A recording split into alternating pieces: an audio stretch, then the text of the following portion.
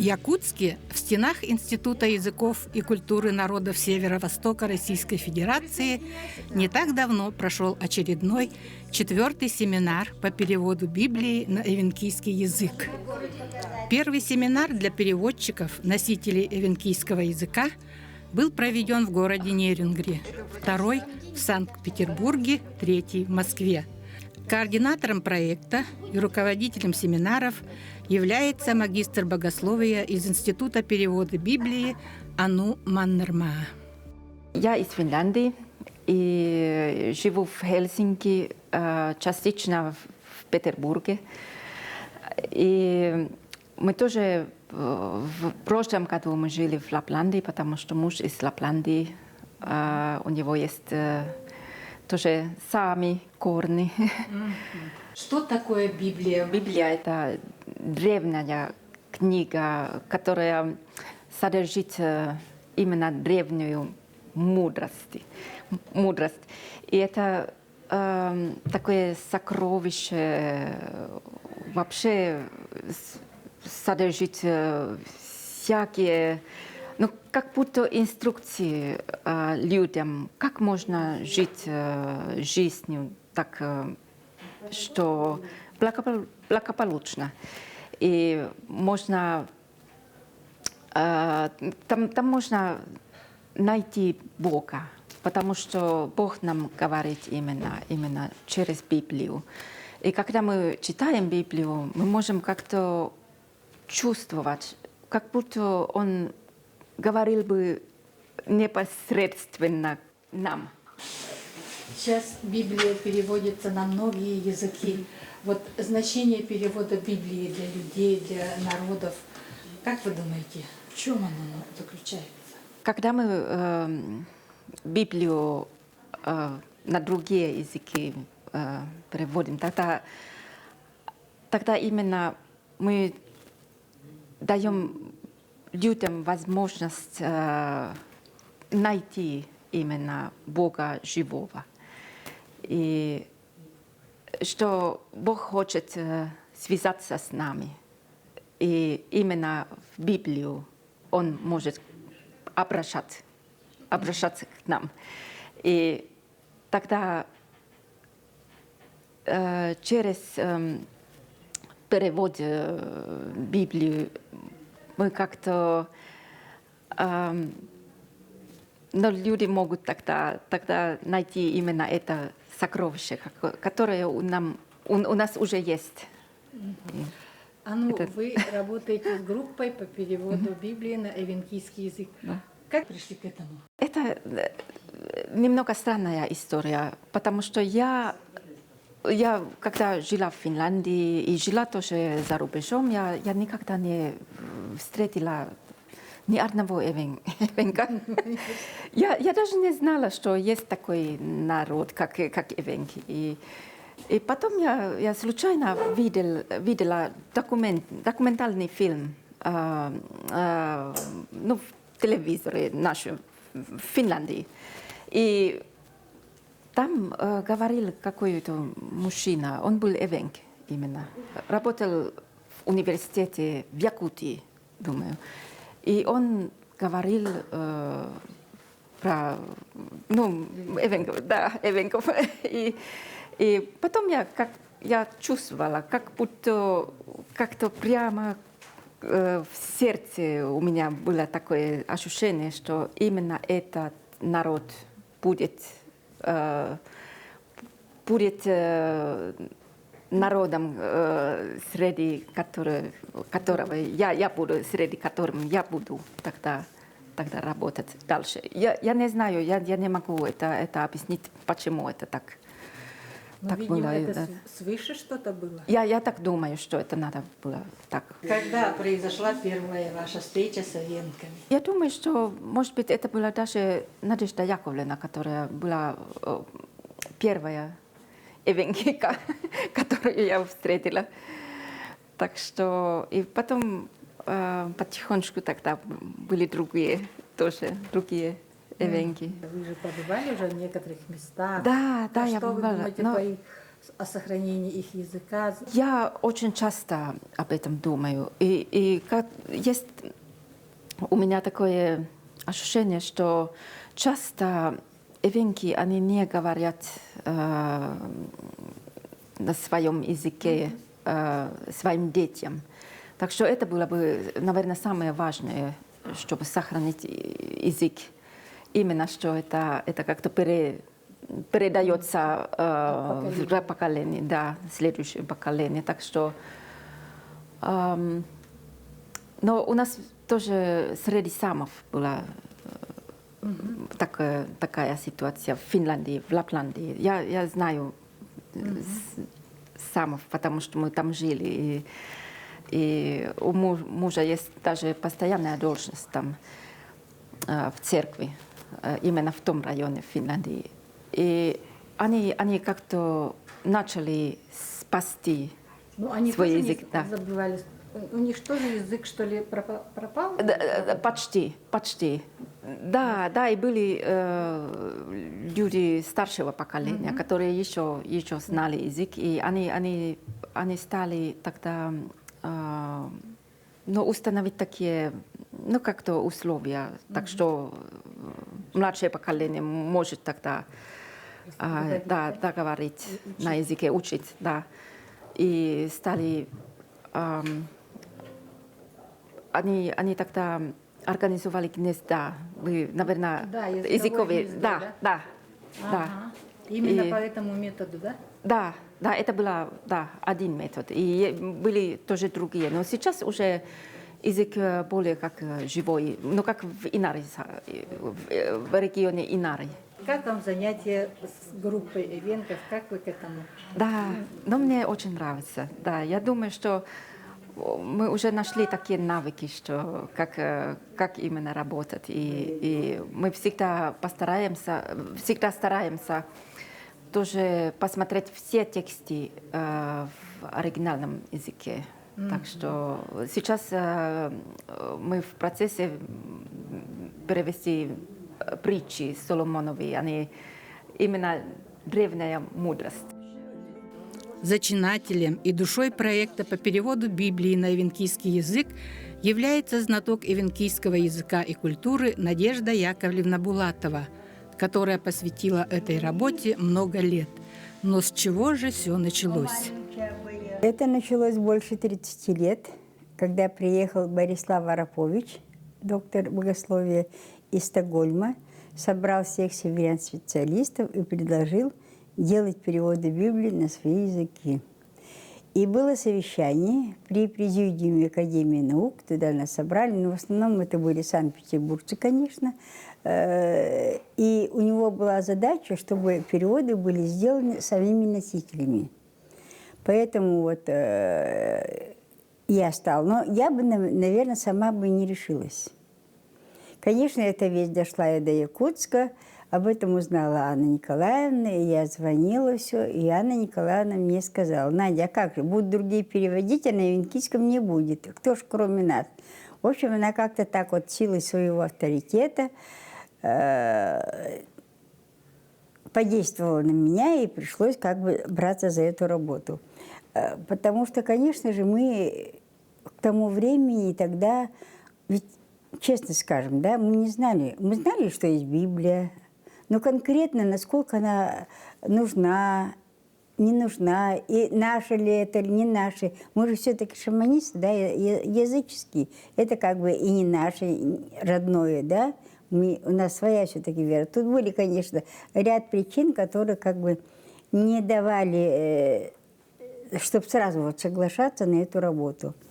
Но в результате мы все-таки начали. Анна Николаевна сделала самый первый перевод.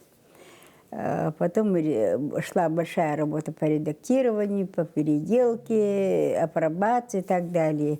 Работа очень сложная. Это вообще впервые делалось не только на эвенкийском, но и на других языках. Там эвенский, кстати, делала Вера Семеновна Ларика, она из Магаданска на эвенском, перевела на найский, корякский и так далее. Все это наши специалисты.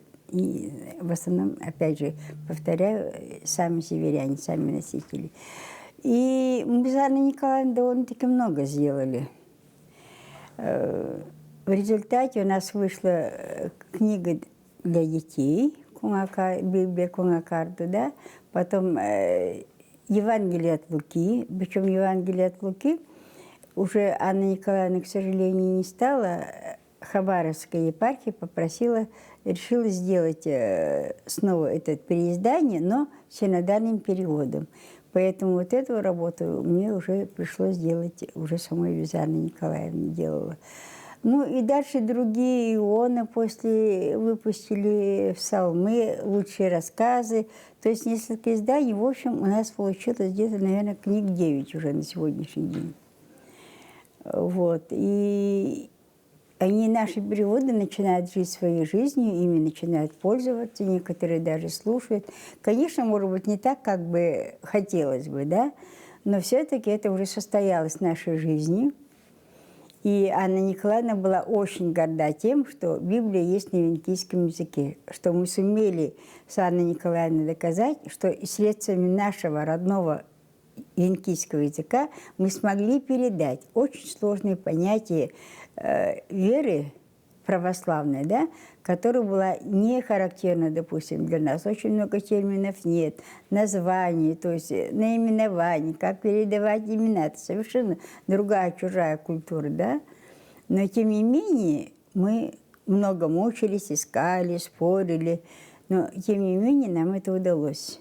И когда опробировали, мы проверяли это, причем не только здесь, в Якутии, в Венгрии, да, мы были, но мы были в других, в Якутии были, да, проверяли, в Венки проверяли, в Амурскую область ездили. И вот эта апробация показала, что, в общем-то, наши переводы сделаны добросовестно, и им это было понятно. Но тут еще вот заслуга, конечно, в этом еще то, что в проекте обязательно есть богословский редактор, который проверяет, насколько правильно и помогает нам правильно передать, адекватно передать то, что написано в Библии. Это очень большое такое подспорье, и мы сидим, смотрим, как это в оригинале, да, как это в древнееврейском, или наоборот, как, если Новый Завет у нас был, как это будет в древнегреческом, как мы смотрим, а как на английский переведено, а как на немецкий и так далее. То есть мы, когда работаем, у нас весь стол обложен этими книгами, этими переводами, и мы ищем самое адекватное, то, что подходит, и не то, что там легкий вариант, да, а на то, что как бы нам правильнее переводить. Когда Анна Николаевна не стала, какой-то был перерыв, я этим не занималась, но вместе с тем, конечно, я же вижу, что нужно кого-то учить, надо, чтобы этим кто-то продолжался. Пусть они не останутся переводчиками Библии, да, но нужны же нам переводчики для СМИ, просто даже название улиц, кабинета передать и так далее, перевести. То есть очень много задач, которые нужно решать путем перевода. И тогда, значит, вот судьба меня познакомила с Ану, и тогда вот решили собрать несколько человек, уже, наверное, мы этим года 4 занимаемся, и просто знакомые, я уже стала думать, кого бы найти, кого бы привлечь к этому. И пока что вот удается, вот группа сплоченная, у нас есть вот из Таймыра, у нас есть с Якутии, конечно, основная масса, у нас есть с Амурской области, вот, ну, я, конечно, пыталась найти людей, которые владеют грамотностью, да, чтобы не учить, как писать, да, с 1 класса. Поэтому, конечно, те, которые знают язык, что будет, ну, очень надеюсь, что ни одному из них, а нескольким понравится эта работа, и будут они как-то заниматься дальше. Были очень полезные семинары. Переводчиками Библии на эвенкийский язык являются носители языка из разных мест, где проживают эвенки. Меня зовут Болина Татьяна Васильевна, но я хукачар, род хукачар, хуке, топорики, крепкие люди. Я с Таймыра. На Таймыре живут это самые северные арктические эвенки. На Таймыре это Хантайское озеро, жители поселка Хантайского озера эвенки, и поселок Потапово. Татьяна Васильевна, Вы же знаете свой родной эвенкийский язык. Как это у вас с самого детства сложилось? Ну, вообще-то я поселковый ребенок, росла в поселке, и родители мои работали в аппарате, в этом в советском аппарате. Вот. Но я ездила к бабушке, в лес, в тундру, тайга у нас, вернее, даже более ближе к таежной зоне ездила почти каждое лето. И еще, кроме этого, в поселке жил у меня дедушка, старик Хукачар. Звали его Гако, что в переводе «дикий олень». Он как раз жил на берегу Хантайского озера, и там как раз на берегу у нас есть огромный камень. Вот, ну, как... Больше чего даже. Это священный камень Эвенков. Туда ходили люди молиться. Туда, значит, там ложили какие-нибудь монетки, там разноцветные тряпицы, что-нибудь такое всегда. Вот те в расщелине этого камня оставляли. И вот по-эвенкийски как называется это место, этот камень? Хига. Я даже была, когда маленькая, вот потом уже... выросла, уже стала девушкой, сочинила сказку, как появились у нас горы Путараны, Хантайское озеро. А маскипты, дунды дувун, индисон аткакан, эпчукан бисон, аякан, нунган латин аявун китин, это я коротко рассказываю. Нунган чавак бисон, нунган аявудан бейткон молгива, молги, Дагива, налиту, ну как сказать, Дагива Ванькин, ну когда луки стрели были, ага, Баюсинкин, а я Бейткон Бисон. Халтен Тара это Хаман, это кон, он Рубисон. Нуган Ахила дайника сонтар хаткаканма. Валмудан байткон молгива. Камланилден, хаманилден. Илан Кирганьева, илан Долбаньева, амалды десан. И байткон одан хига. Хига калит мороса. Аткан тавечусон таду хонгодюсон хонгордукин амутодан айпчукан аякан хаман текулдан осей хомора одан янгил хига и аткан му. Тукте ода Путаранил, Хантайское озеро, Хантайский амут и Хига. Вы занимаетесь вот в группе по переводу Библии на эвенкийский язык. Как вам эта работа? Ну, мне эта работа очень нравится. Мне нравится, что за это время мы посетили много городов, познакомились с разными хорошими людьми. Я познакомилась с нашими эвенками всей, так сказать, России. И интересно переводить. Ну, конечно, сложно у нас, потому что совершенно другой диалект. У нас северное наречие, хантайский говор. Вот. И книги, вот, которые я перевожу, вот рассказы, и книгу «Путаранские сказы», и вот стихотворение Корнея Чуковского «Муху-цокотуху» я перевела именно на своем наречии, на своем говоре. Дылка, цокотухан, алтамаси хукитен, дылкон дундали гурурен, дылкон халковай бакаран, базар дуланинерен, самовар маунирен, тараканил, макалду, саттемакалду, тараканил туксара, саттематте, кумикорка, илантыгал, укумнинун, омаканнун. Белакил, амысол дылконтики, унтакарла мабра дылконтики, унтакара солхиттел, а не вчел, тамасил. Дылконтики, абукодивук тамарен, дылкон цокотуха думет памаврен. Ларикто, а я пчука, я пкалду диктея, а сала пчубая, мутни тует невон. Умно тыркокон, атакикан, дылкон ма деваран. Влапчува вам удеран, сокотукова деву деран. А я не морил балакалду, а таки ворува гидакалду у лесов хуне. Сотыпка самуне, а колду амана меня. Куликар кумикор да голалде, и ладану мартин цуксакарилде. Тараканил диван харгидедун, ковиктал тагак харгидедун. Кумикар хактавурду, асал кухимура. Нидовки баларе, покоривкал, букал, балдеякин.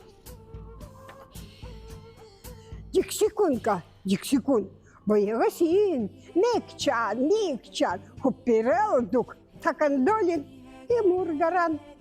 А таки косынек тадера, алгарван, алалван, харкамурди, харкадеран. Икталви амарил меванман гидаран, оксер вон нуандун умдяран. Дылкон тапкадеран, бумудяран, а таки химуладяран, и нектадяран. Гулукон манмактан и доквардеилдан. Налалдун ю наридяран, гулукон тавакон. И дваму, и доруни, ох, икталван асавналатта.